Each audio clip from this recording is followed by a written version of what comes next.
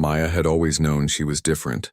While her sisters helped in the kitchen and her brothers worked the fields, she limped around the farmhouse trying to find ways to be useful. The accident when she was 7 had left her with a twisted left leg, and though she could walk and work, it was never fast enough for her stepfather. "You're just taking up space," he would say whenever she dropped something or moved too slowly. "Your mother should have thought twice before bringing damaged goods into this world." Her mother had died when Maya was 12, leaving her with a stepfather who saw her as nothing but a burden. Her half-siblings weren't cruel, but they weren't kind either. They had learned from their father that Maya was the weak link in their family chain. The morning everything changed started like any other. Maya woke before dawn to help with breakfast, her leg aching from the cold October air that seeped through the old farmhouse walls. She could hear her stepfather's heavy boots on the wooden floor downstairs, followed by the sound of chairs scraping across the kitchen floor. "Maya," his voice boomed up the stairs. "Get down here and make yourself useful for once." She hurried down as fast as her leg would allow, nearly stumbling on the last step. Her stepfather stood by the window, peering out at the dirt road that led to their farm. A stranger sat on a horse just outside their gate, a big man with a thick beard and clothes that looked like they'd seen many winters. "There's someone here who might finally solve our problem," her stepfather said without looking at her. "Go put on your best dress. The brown one that doesn't have holes." Maya felt a chill that had nothing to do with the weather. What problem? The problem of feeding another mouth that doesn't earn its keep. He turned to face her, his eyes cold and calculating. "That man out there is looking for someone to help with his place up in the mountains. He's willing to pay good money." The words hit Maya like a physical blow. "You mean you want to send me away?" "I mean I'm done pretending you're worth the food you eat." Her stepfather moved to the kitchen table where a small leather pouch sat. "He's offering $50. That's more than you'll ever be worth to anyone else."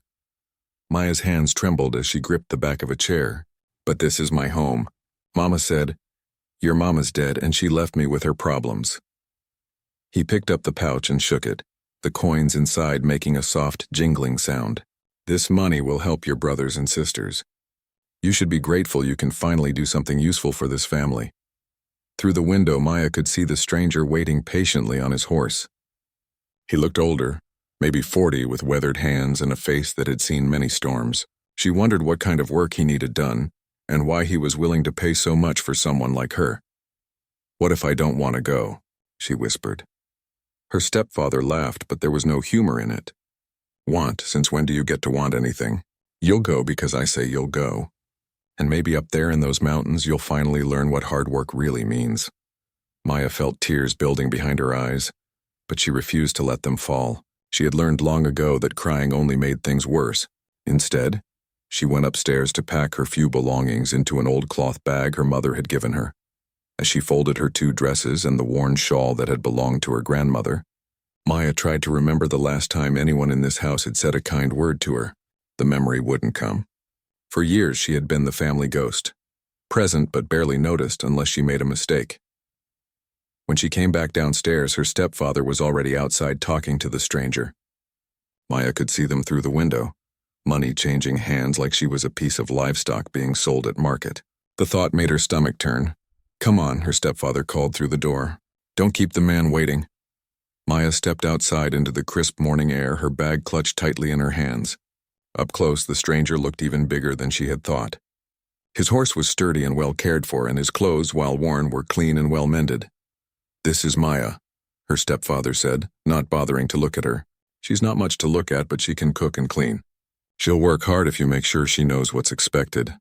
The stranger's dark eyes studied Maya for a long moment. She expected to see the same dismissive look she got from everyone else, but instead, she saw something that might have been kindness. "My name is Thomas," he said simply. "I live up in the mountains. It's quiet there and the work isn't easy, but it's honest work." Maya nodded, not trusting her voice to stay steady if she tried to speak. "Can you ride?" Thomas asked. "A little," she managed to say. "Good enough." He reached into his saddlebag and pulled out a thick wool coat.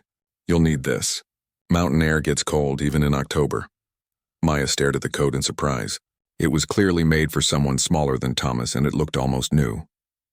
Before she could ask where it had come from, her stepfather cleared his throat impatiently. Well, that's settled then. He turned and walked back toward the house without another word, not even bothering to say goodbye. Maya stood there for a moment, watching the man who had raised her disappear into the house like she had never existed at all. Her half-siblings appeared briefly at the windows, curious faces peering out at the scene, but none of them came outside to say goodbye either. "Ready?" Thomas asked gently. Maya pulled on the wool coat, surprised by how warm and soft it felt. For the first time in years, she was wearing something that fit properly and wasn't held together with patches and hope. "I don't have anywhere else to go," she said, which wasn't really an answer but was the truth. Thomas nodded as if that made perfect sense. Sometimes that's the best time to start somewhere new. He helped her up onto his horse, settling her behind his saddle with her bag secured safely. As they rode away from the only home she had ever known, Maya didn't look back. There was nothing behind her worth remembering, and for the first time in her life, she was curious about what might be waiting ahead. The morning sun was climbing higher in the sky, and the road stretched out before them like a question mark. Maya held onto Thomas's coat and tried to imagine what a mountain home might look like. Whatever it was, she thought, it couldn't be worse than the place she was leaving behind. As the farmhouse grew smaller in the distance, Maya felt something she hadn't experienced in years, the possibility that maybe, just maybe, her life was about to get better. The first hour of riding passed in complete silence.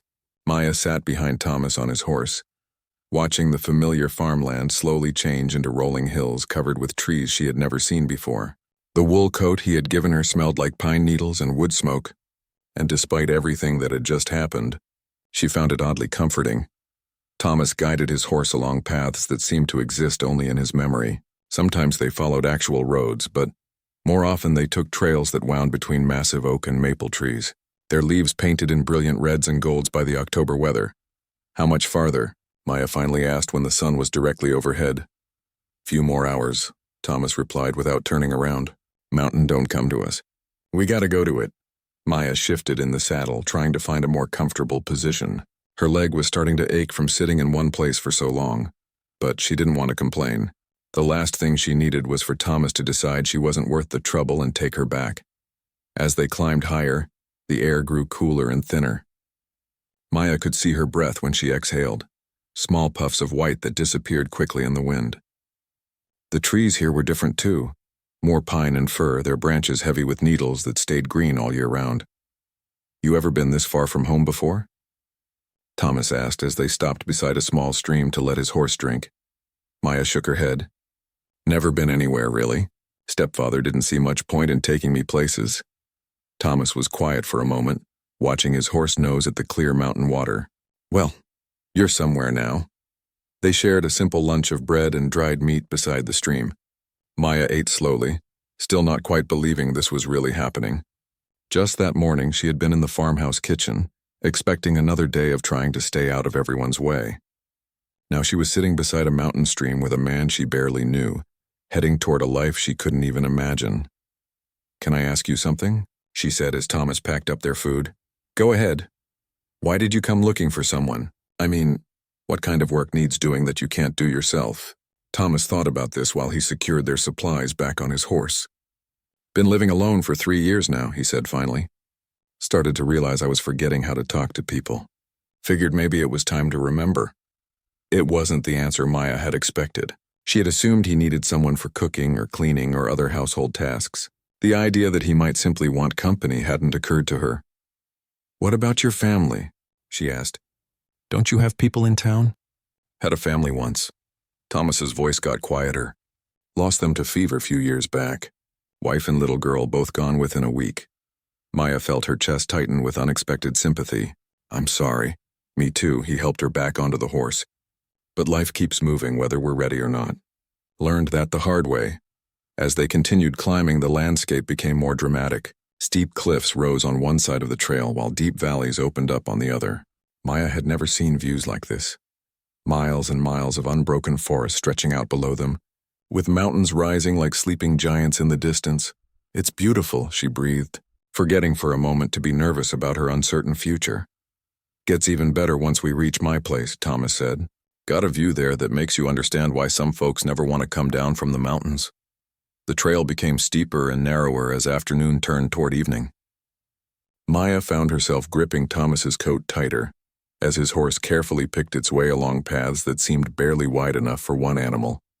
Sometimes she could hear the sound of rushing water far below them, and once she caught a glimpse of an eagle soaring in lazy circles above the trees. "Almost there," Thomas said as the sun began to sink lower in the sky, painting the mountainsides in shades of orange and pink. Maya was starting to wonder how he could tell. All the trees and rocks looked the same to her. When they rounded a bend and suddenly emerged into a large clearing. In the center sat a sturdy log cabin with a stone chimney, smoke curling up from it into the evening air. Gardens and outbuildings were scattered around the main house, and everything looked well maintained and cared for. But what took Maya's breath away was the view.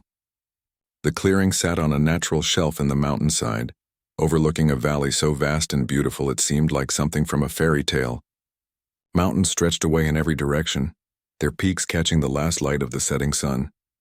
"This is where you live?" Maya asked in amazement. "This is home," Thomas confirmed, dismounting and helping her down from the horse. "Come on, let me show you around before it gets too dark." He led her first to a smaller cabin about 50 yards from the main house. It was simple but solid, with one room, a small fireplace, and a window that looked out over the valley view. "This was going to be for guests, but I never get any," Thomas explained, pushing open the door. "Figured you might like having your own space instead of being stuck in the main house with me." Maya stepped inside, hardly believing what she was seeing. The cabin was small but clean, with a comfortable-looking bed, a table and chair by the window, and shelves built into the walls. Someone had even left firewood stacked neatly beside the fireplace. "This is mine?" she asked, her voice barely above a whisper. "If you want it." Thomas set her bag on the table. "Course, you're welcome to eat meals in the main house. Gets lonely eating by yourself all the time." Maya walked slowly around the small space, running her fingers along the smooth log walls. She had never had a room to herself before. At the farmhouse, she had shared a tiny attic space with her younger half-sister, sleeping on a mattress that was more holes than fabric. "I don't understand," she said finally. "My stepfather said you bought me to work for you. But this feels like you're being too kind." Thomas leaned against the doorframe, his expression thoughtful. "Your stepfather said a lot of things, I imagine. Doesn't mean they were all true, but you paid him money." "I did. Figured it was the only way to get you away from there." Thomas met her eyes directly. "But paying money for someone doesn't make them property. Far as I'm concerned, you're here because you chose to come, and you can leave whenever you choose to go."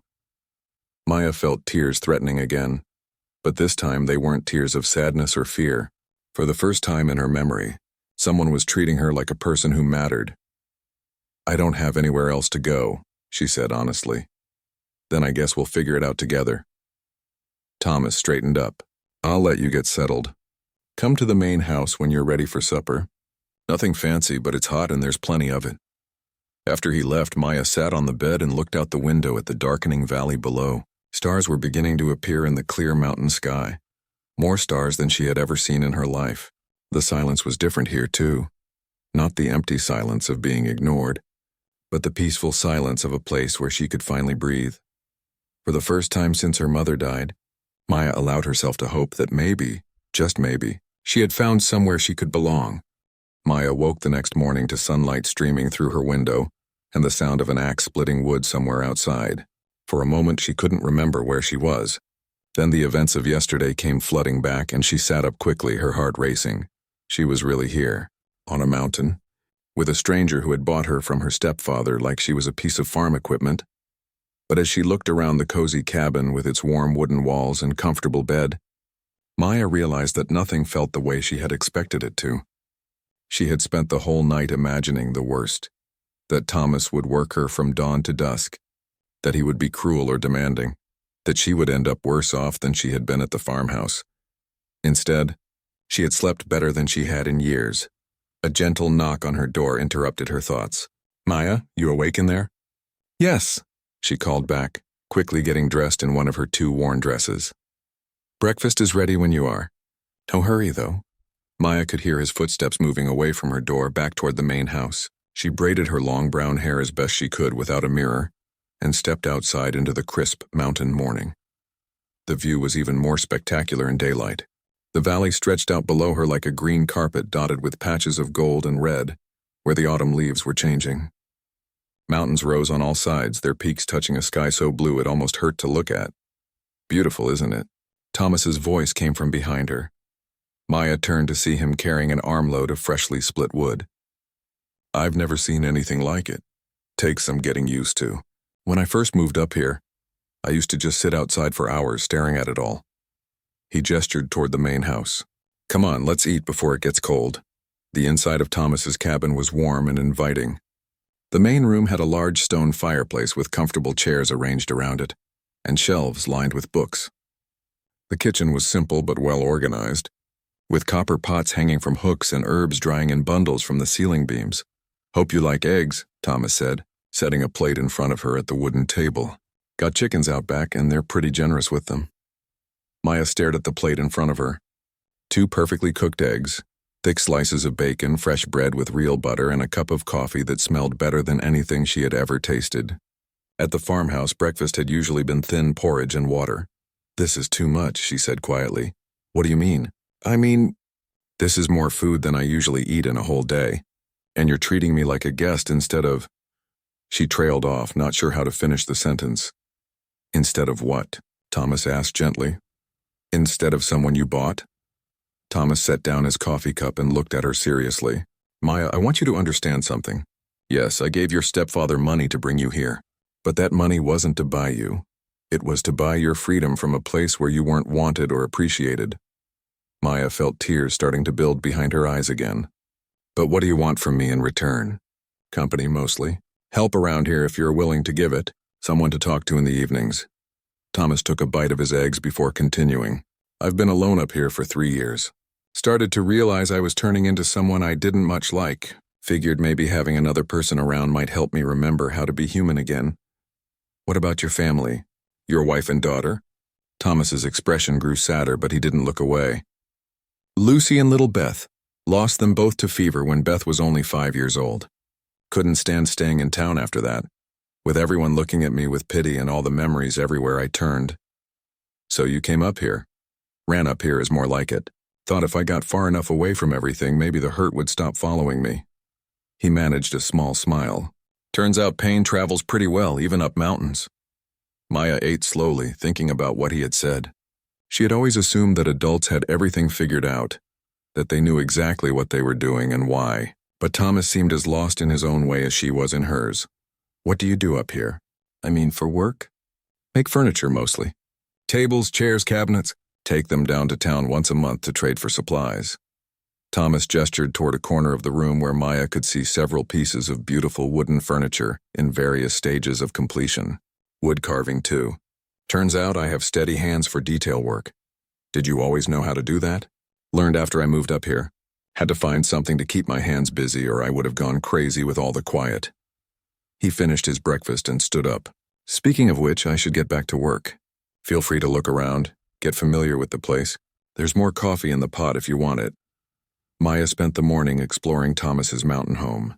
Behind the main cabin, she found a chicken coop with a dozen friendly hens, a small barn with a milk cow, and gardens that showed the remains of what must have been a substantial vegetable harvest.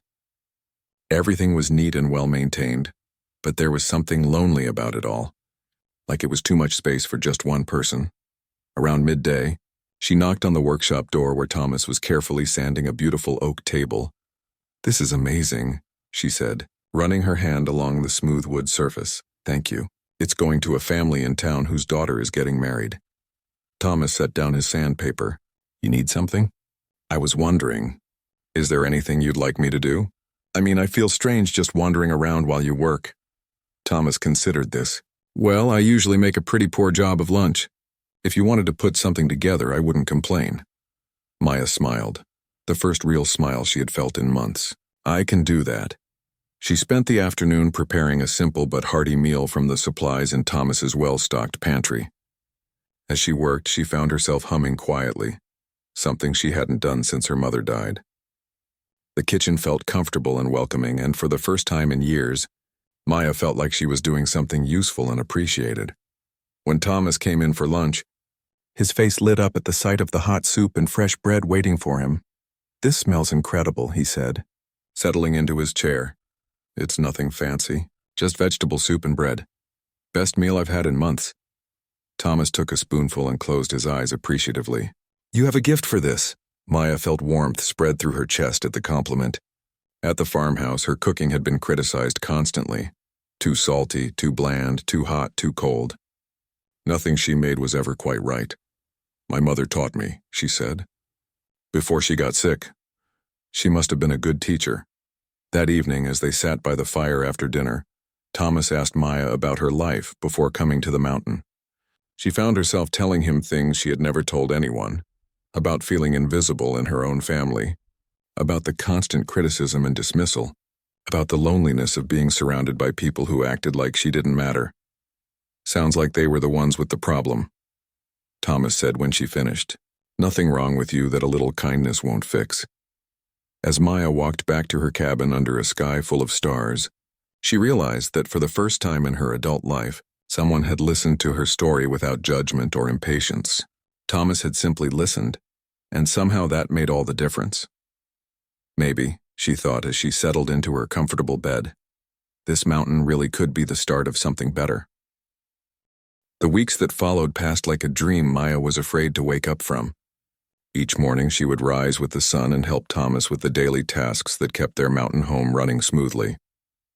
To her surprise, she discovered that many of the skills she had learned out of necessity at the farmhouse were exactly what was needed here. "You have good instincts for this," Thomas told her one morning as they worked together in the root cellar, organizing the vegetables they had harvested from his gardens. "Most people from town take months to figure out how much food they need to store for winter." Maya carefully arranged turnips in wooden boxes, making sure they weren't touching each other so they wouldn't rot.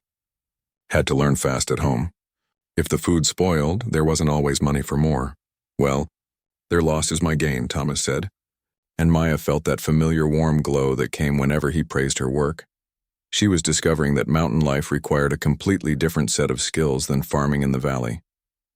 Everything here had to be planned more carefully because the nearest town was a full day's ride away. Thomas taught her how to preserve meat by smoking it over carefully tended fires, how to dry herbs and vegetables so they would last through the long winter, and how to identify which wild plants were safe to eat. "This here is wild garlic," he said one afternoon as they walked along a stream that ran through the woods behind his cabin. "Good for cooking and good for keeping you healthy too. And these little berries, they're bitter now, but after the first frost they'll be sweet as candy." Maya bent down to examine the plants he was pointing out, trying to memorize their shapes and colors. Her legs still ached sometimes during their longer walks, but she found that the pain bothered her less up here. Maybe it was the clean mountain air, or maybe it was simply that for the first time in her life, she didn't feel like her disability was the most important thing about her. "What's that one?" she asked, pointing to a plant with silvery leaves growing near a fallen log. "Lamb's ear. Makes a good tea when you're feeling poorly, and the leaves are soft enough to use for bandages if you need them." Thomas smiled at her obvious interest. "You're picking this up faster than I did when I first moved here. Took me a whole season to figure out which plants wouldn't kill me." Maya laughed, something that still felt new and strange after so many years of having little to laugh about. "I had a good teacher." As October turned into November, Thomas began teaching Maya about his woodworking. At first, she just watched as he shaped pieces of lumber into beautiful furniture, amazed by the skill and patience it required. But gradually, he began giving her small tasks, sanding rough edges, mixing stains, holding pieces in place while he worked. "You want to try carving something?" he asked one evening as they sat by the fire after dinner. Maya looked at the knife and piece of soft pine wood he was offering her. "I don't know anything about carving. Neither did I when I started. That's how you learn, by not knowing and then figuring it out." Thomas moved his chair closer to hers. "Here, let me show you how to hold the knife so you don't cut yourself." His hands guided hers as he showed her the basic motions of wood carving. Maya was acutely aware of his closeness, the warmth of his hands over hers, the way he smelled like sawdust and pine sap. At the farmhouse, the only time anyone touched her was to push her out of the way or correct something she was doing wrong. "Feel how the wood wants to split along the grain?" Thomas asked, his voice gentle and patient. "Work with it instead of against it and you'll get much better results." Maya nodded, concentrating hard on following his instructions. To her amazement, a recognizable shape began to emerge from the wood, something that might eventually become a small bird or flower. "That's excellent for a first try," Thomas said, sitting back in his own chair. "You have steady hands and good concentration. Those are the most important things for detail work." Maya continued carving while Thomas worked on a more complex piece, and a comfortable silence settled between them.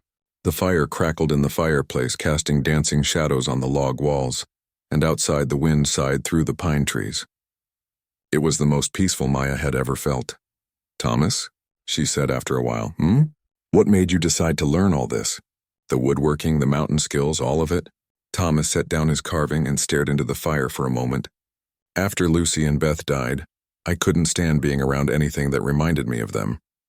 But I also couldn't stand doing nothing, because that's when the sadness would get too heavy to carry." Maya waited quietly for him to continue, sensing that this was something important. "So I started learning new things, kept my hands busy, kept my mind focused on something other than what I'd lost."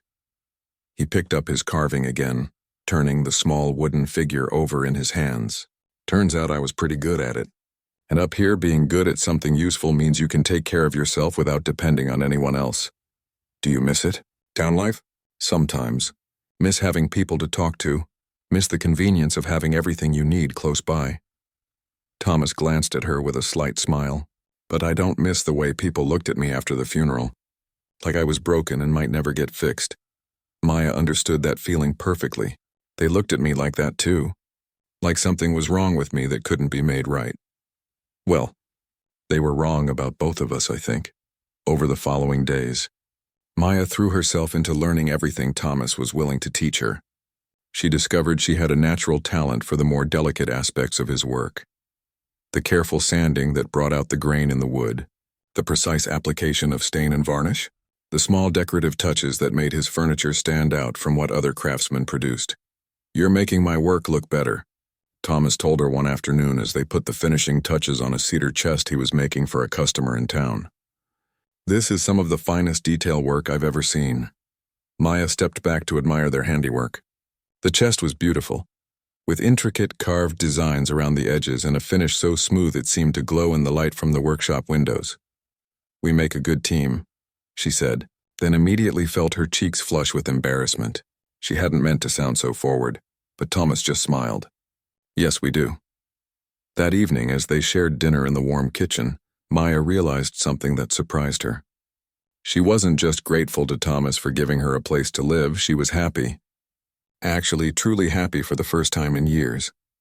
The work they did together felt meaningful and important, and the quiet companionship they shared in the evenings felt more valuable than anything she had ever experienced.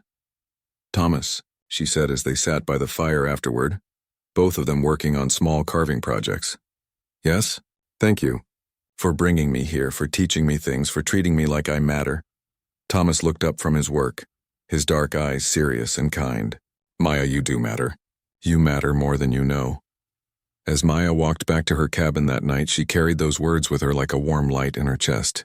For 22 years she had believed that her stepfather was right, that she was worthless, damaged, a burden on everyone around her. But here on this mountain, working alongside Thomas, she was beginning to understand that maybe the problem had never been with her at all. Maybe she had just been in the wrong place, with the wrong people, for all those years, and maybe finally, she was exactly where she belonged. The first snow came early that year, blanketing the mountain in a quiet white that made everything look clean and new. Maya woke to find her small cabin surrounded by drifts that came nearly to her windows, and when she opened her door, the cold air took her breath away. "Welcome to winter on the mountain," Thomas called from his porch, where he was already shoveling a path between their cabins. "Hope you're ready for this because we'll be seeing a lot more of it over the next few months." Maya pulled her wool coat tighter around herself and stepped carefully through the snow to help him. "How much more?" "Oh, this is nothing. By January we'll probably have snow up to the roofline." Thomas paused in his shoveling to grin at her shocked expression. "Don't worry. We've got plenty of food stored, enough firewood to last until spring, and good books to keep us busy during the long evenings." As the days grew shorter and the snow piled deeper around their mountain home, Maya and Thomas fell into a comfortable winter routine. They would work together during the daylight hours, Thomas on his furniture orders and Maya on the detailed finishing work she had become so skilled at. But it was the evenings that Maya treasured most. After dinner, they would sit by the fire in Thomas's main room, each working on small carving projects or simply talking about their days. Thomas had an impressive collection of books, and he encouraged Maya to read whatever interested her. She had always loved reading, but at the farmhouse there had been little time for it and even less encouragement. "Where did you get all these books?" Maya asked one evening, running her fingers along the spines of novels and poetry collections that lined Thomas's shelves. "Lucy collected them," Thomas said quietly. She was always reading something. Said books were like windows into other people's lives.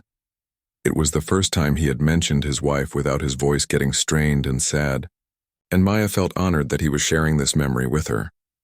She had good taste, Maya said, pulling down a volume of poetry. "I've never read anything by this author before. Take it back to your cabin if you want." Lucy always said books were meant to be read, not just looked at.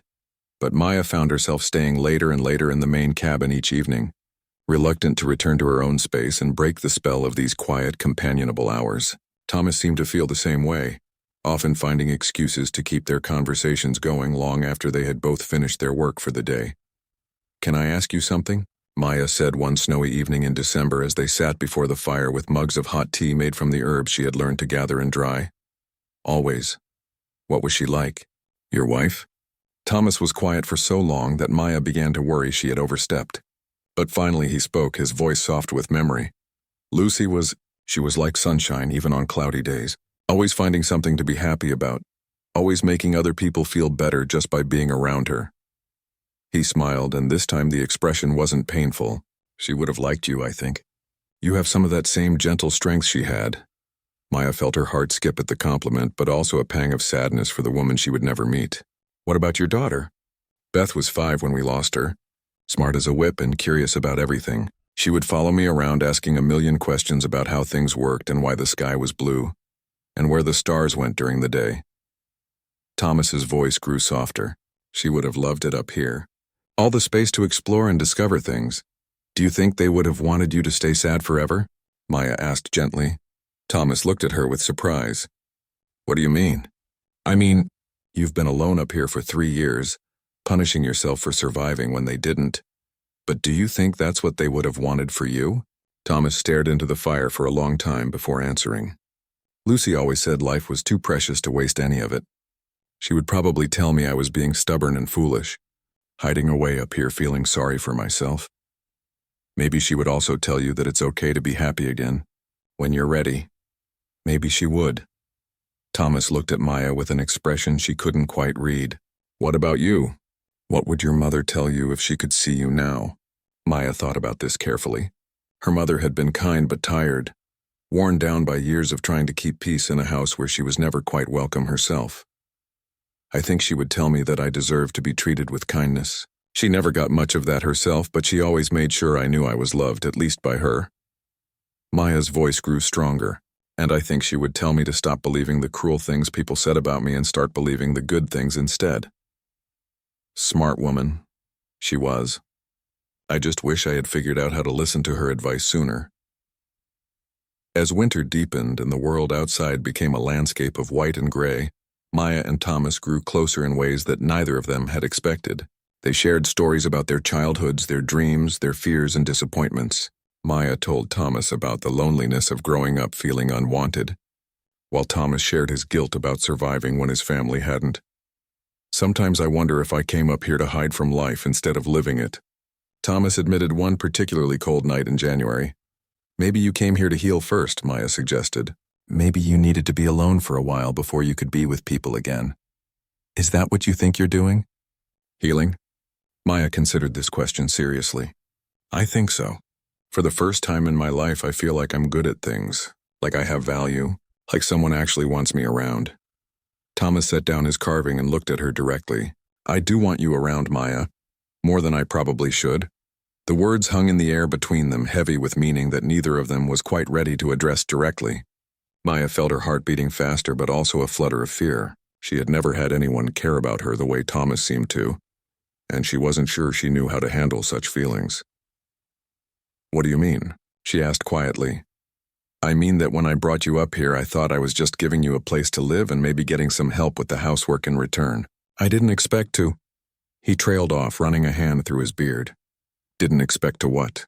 "Didn't expect to start feeling like myself again. Didn't expect to look forward to getting up in the morning or to find myself listening for your voice during the day." Thomas's eyes met hers. "Didn't expect to care about someone again." Maya felt tears threatening, but they were different tears than she was used to. Tears of something that might have been joy mixed with fear. "I care about you too," she whispered. "More than I know how to say." Thomas reached over and took her hand, his calloused fingers warm and strong around hers. "Then maybe we don't need to say anything just yet. Maybe we can just see where this goes without rushing or pushing or trying to figure it all out at once." Maya nodded, unable to trust her voice. For the first time in her life, someone was holding her hand not to guide her or correct her or push her somewhere she didn't want to go, but simply because they wanted to touch her. The feeling was overwhelming and wonderful and terrifying all at once. They sat like that for a long time, watching the fire burn down to glowing coals while the wind howled outside their warm sanctuary. Maya felt like something inside her chest was opening up, something that had been closed tight for so many years she had forgotten it was there. Maybe, she thought as Thomas's thumb traced gentle circles on the back of her hand, this was what it felt like to be truly cared for. Maybe this was what it felt like to matter to someone not because of what you could do for them, but simply because of who you were. And maybe, just maybe, she was finally ready to believe she deserved such care.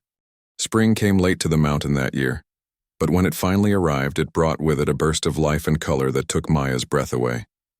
The snow melted in rushing streams that sang their way down the mountainside, and wildflowers pushed up through the earth in patches of brilliant yellow and purple. Maya had never seen anything so beautiful, and she spent hours walking the mountain paths with Thomas, learning the names of plants and birds and reveling in the feeling of sunshine on her face after the long winter months.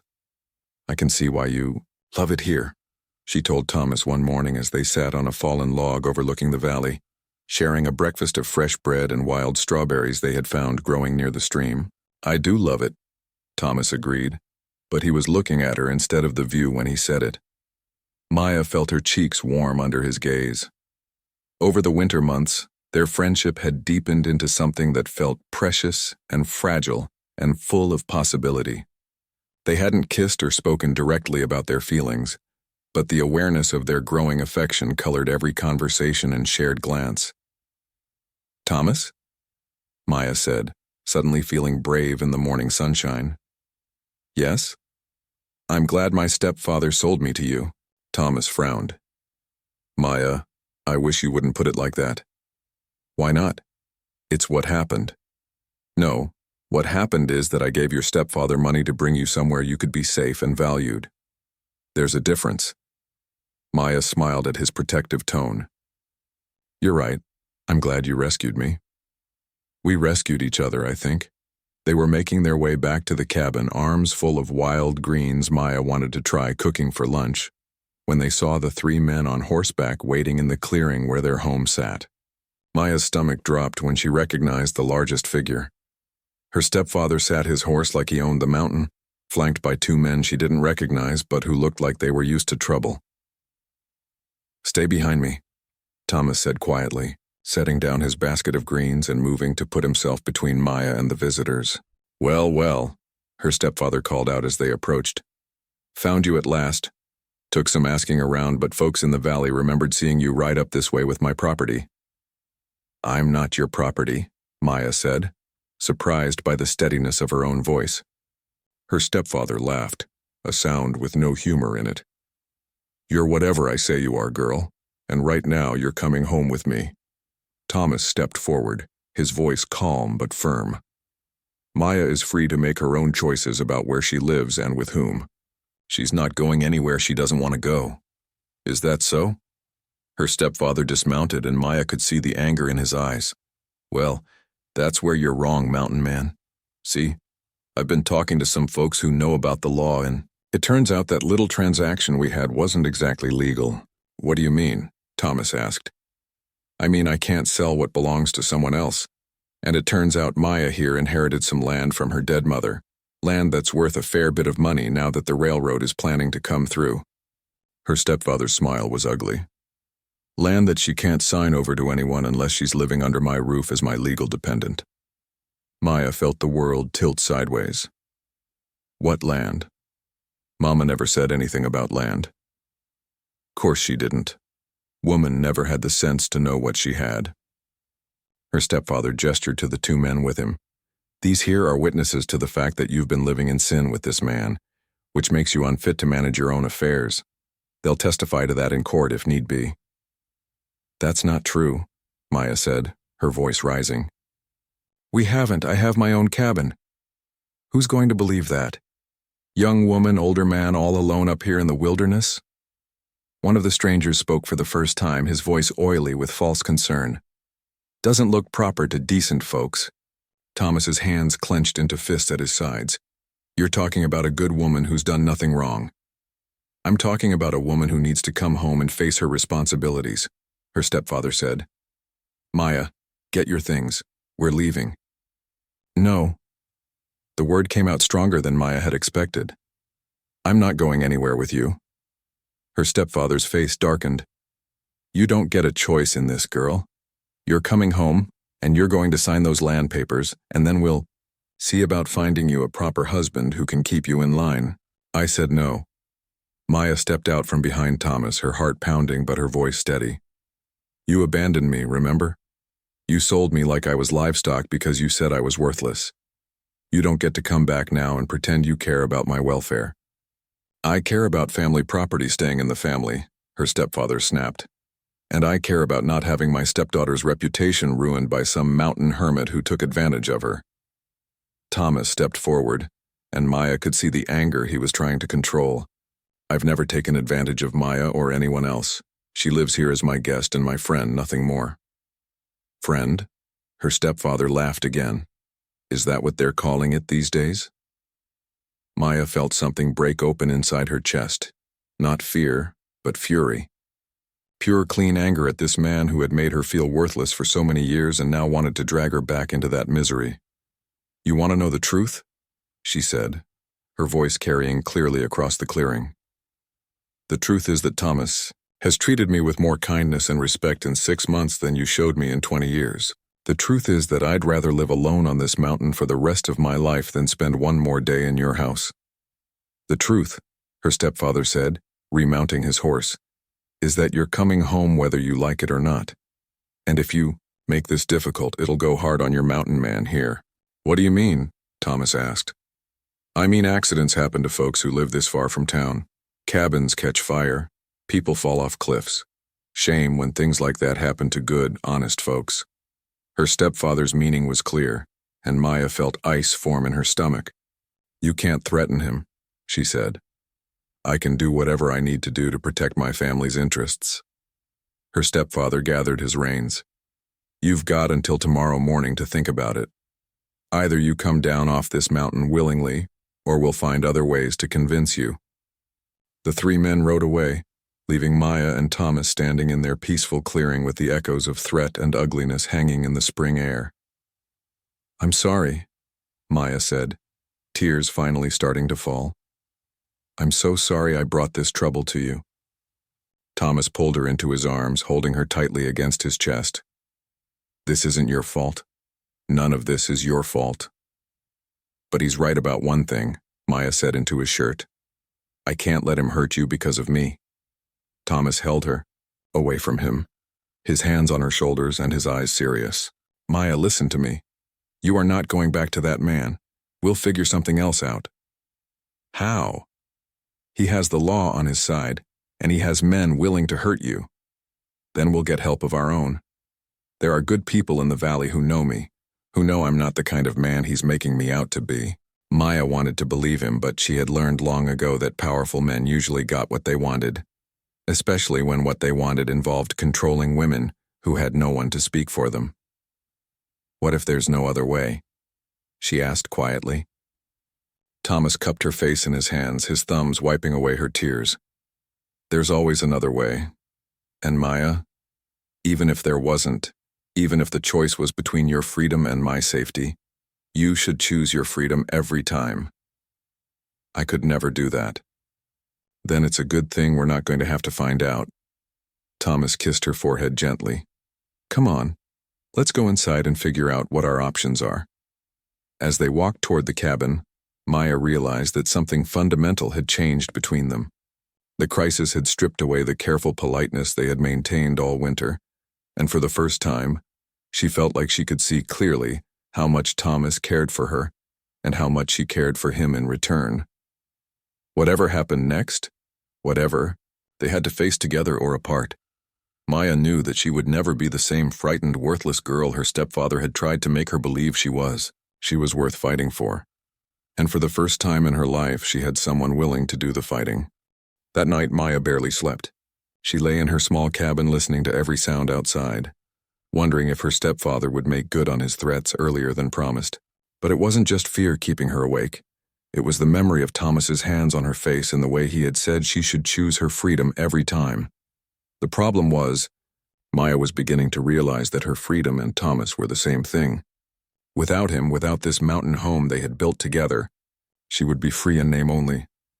When dawn finally came, she found Thomas already up, sitting on his porch with a cup of coffee and a grim expression.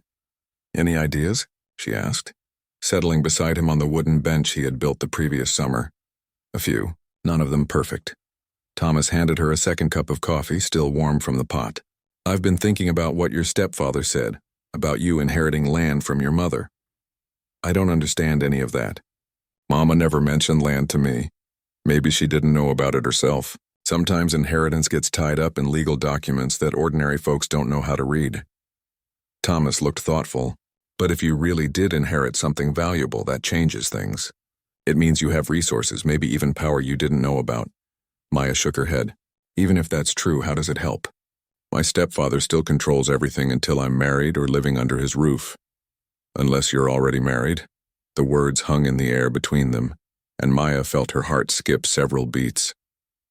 "Thomas, I know it's not how either of us imagined this happening," he said quickly. "I know it sounds like I'm only asking because of the circumstances. But Maya, the truth is, I've been thinking about asking you anyway. I just didn't know if you would want someone like me." "Someone like you? Someone older, someone damaged, someone who spent the last 3 years hiding from the world?" Thomas set down his coffee cup and turned to face her fully. "Someone who might never be able to love you the way you deserve because part of his heart is buried in a grave down in the valley."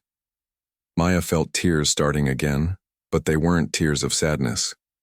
"Thomas, do you think I care about any of that?" "You should care. You're young and beautiful and talented. You could have anyone. I don't want anyone. I want you." The words came out before Maya could stop them, but once they were spoken, she realized she had never meant anything more in her life. "I want this life we've built together. I want to wake up every morning knowing I'm going to see you and work beside you and sit by the fire with you in the evenings." Thomas reached for her hands, his calloused fingers intertwining with hers. "Even if I can't promise to love you the way a husband should love a wife?" Maya thought about this carefully. What Thomas called damage, she recognized as grief, the kind of deep, abiding sorrow that came from loving someone completely and losing them too soon. She didn't expect him to stop loving his first wife and daughter, and she didn't need him to. "I don't need you to love me the same way you loved them," she said honestly. "I just need you to care about me and respect me and want me in your life. Everything else can grow from there if it's meant to." Thomas brought her hands to his lips and kissed her knuckles gently. "I do care about you, Maya. More than I ever expected to care about anyone again. And I do want you in my life for whatever that's worth. It's worth everything to me." They were interrupted by the sound of horses approaching, not 3 this time, but just 1. Maya tensed, expecting to see her stepfather returning with more threats, but instead she saw a woman she didn't recognize riding into their clearing. "Thomas Crawford," the woman called as she dismounted. "I hear you've got some trouble brewing up here." Thomas stood, a smile breaking across his face. "Helen Morrison, what brings you all the way up the mountain?" "Word travels fast in small towns. the woman said, striding toward them with the confidence of someone used to getting things done. She was perhaps 50 years old, with gray hair pulled back severely, and the kind of sharp eyes that missed nothing. Heard that fool Garrett is trying to drag this young lady back to his farm against her will. Maya felt a flutter of hope. You know my stepfather?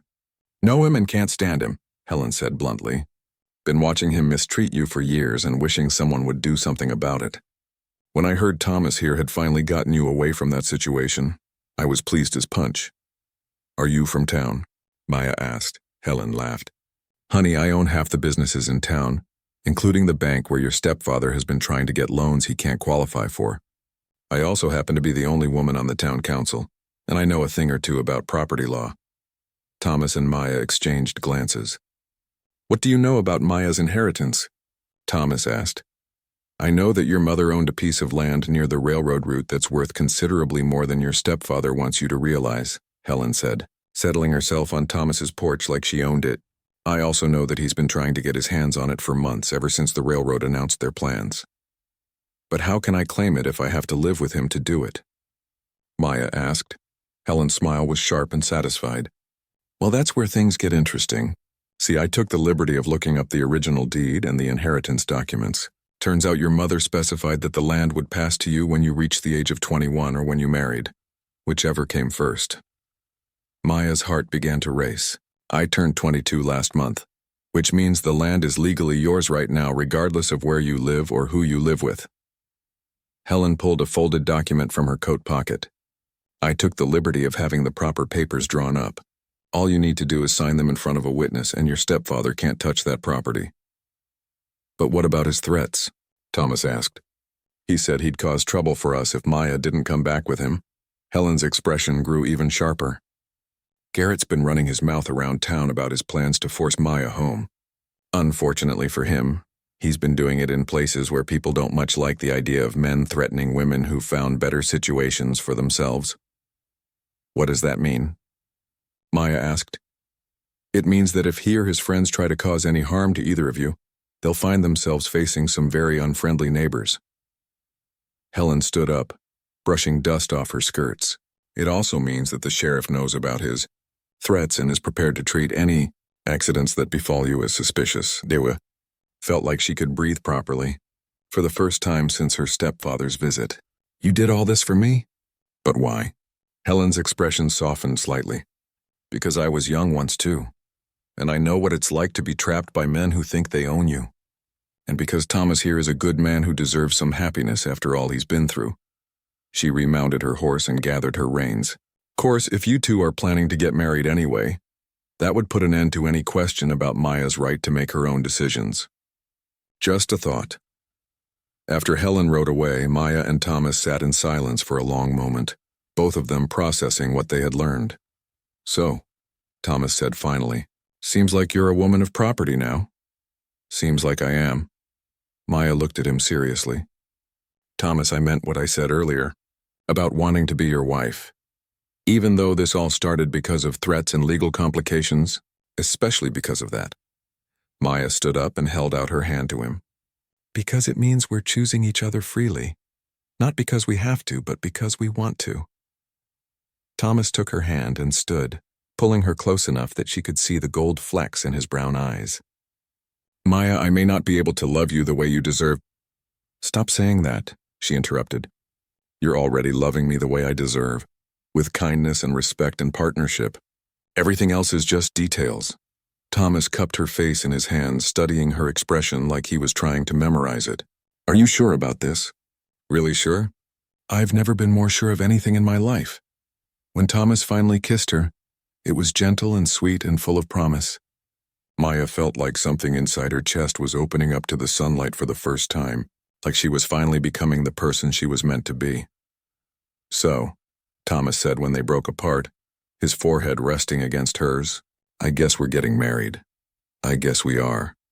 As they stood there in the morning sunshine, holding each other close and planning a future neither of them had dared to hope for, Maya realized that she had found something more valuable than inherited land or legal freedom. She had found home, and she had found love, not the desperate, clinging kind that demanded everything, but the steady, nurturing kind that helped people grow into their best selves. It was more than she had ever dreamed possible, and it was all hers. 1 year later, Maya stood in the garden behind their cabin watching the sunrise paint the mountain peaks in shades of pink and gold. Her hands were covered in rich dark soil from the morning's work, and her back ached pleasantly from the physical labor of tending their expanded vegetable plots. She had never been happier in her life. "Mrs. Crawford," Thomas called from the workshop, where he was putting the finishing touches on a dining set for a family in the next valley over. "Could I borrow your expert eye for a moment?" Maya smiled at the sound of her married name.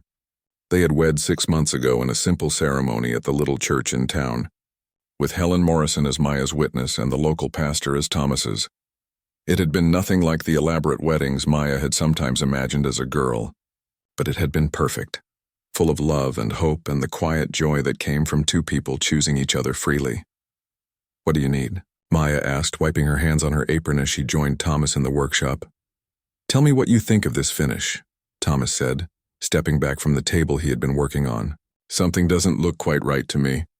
Maya ran her fingers along the smooth wood surface, tilting her head to catch the light.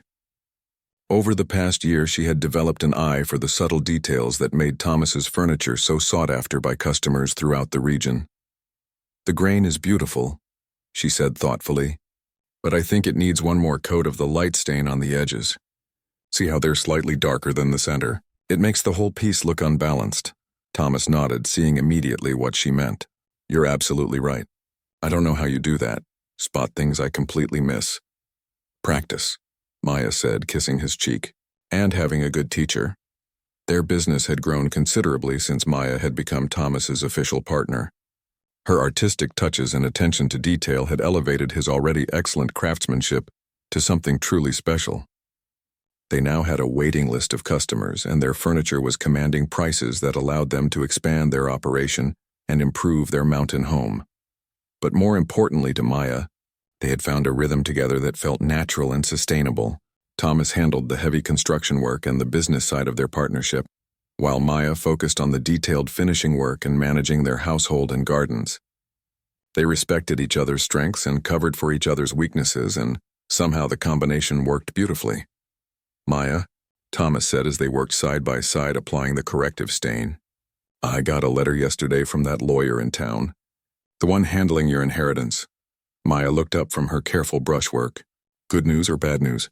"Good news, I think. The railroad bought the land for considerably more than we expected. After taxes and legal fees, you're looking at enough money to do pretty much whatever you want with." Maya set down her brush and considered this. The land inheritance that had started as her stepfather's scheme to control her had turned into genuine financial independence. But more than that, it had given her choices, something she had never had before. "I know what I want to do with it," she said. "Oh?" "I want to fund a school for the children in this area, somewhere they can learn to read and write without having to travel all the way down to the valley." Maya wiped her hands and turned to face Thomas fully. "And I want to set aside some money to help other women in situations like mine. Women who need a way out of bad circumstances, but don't have the resources to make it happen." Thomas smiled, the expression warm and proud. "That sounds perfect." Lucy would have loved that idea. It no longer hurt Maya when Thomas mentioned his first wife. Over the months of their marriage, she had come to understand that his love for Lucy and Beth wasn't something that took away from his love for her. It was simply another part of who he was, like his skill with wood or his knowledge of mountain plants. Maya honored those memories because they had helped shape the man she loved. "I got a letter too," Maya said, "from my half-sister Rachel." Thomas raised his eyebrows. Maya had written to her sister several months ago, but hadn't received a response until now. "She wants to come visit this summer. Says she's tired of living with our stepfather and wants to see what options she might have." Maya felt a familiar flutter of protectiveness for the younger girl who was still trapped in the situation Maya had escaped. "I told her she could stay as long as she needs to." "Of course you did." Thomas reached over and squeezed her hand. "We'll make room for her." This was another thing Maya loved about Thomas.